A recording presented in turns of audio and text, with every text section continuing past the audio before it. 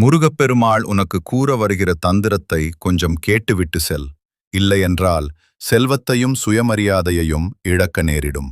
அனைத்திலும் உயர்ந்த இடத்திற்குச் செல்ல வேண்டும் என்றால் இந்த வீடியோவை முழுமையாக பார்த்துவிட்டு அதன் முழு பலனை நீயே அடைவாய். முருகப்பெருமாளிடம் நாம் மனமாற கேட்ட பிரார்த்தனை ஒருபோதும் வீணாகாது. தர சிறிது காலம் எடுத்துக்கொள்வார், ஆனால் தராமல் ஒருபோதும் இருக்க மாட்டார். இப்போ கவனமா கேள். மஞ்சள் நிறம் என்றால் குருவை குறிக்கும். சிவப்பு நிறம் என்றால் செவ்வாயை குறிக்கும். 9 செவ்வாய். செவ்வாய் என்றாலே முருகன். அதனால் நம்பிக்கையோடு இதை செய்து பார். மஞ்சள் நிற தாளில் சிவப்பு பேனாவால் 3, 6, 9 மட்டும் எழுதுங்கள். 3ஆம் வாய்ப்பாடு. இந்த எண்கள் மட்டும் போதும். அதை இரவு தூங்கும்போது தலையணையின் கீழ் வைத்து உங்கள் கஷ்டங்களை மனதில் நினைத்து முருகனை அழைக்கவும்.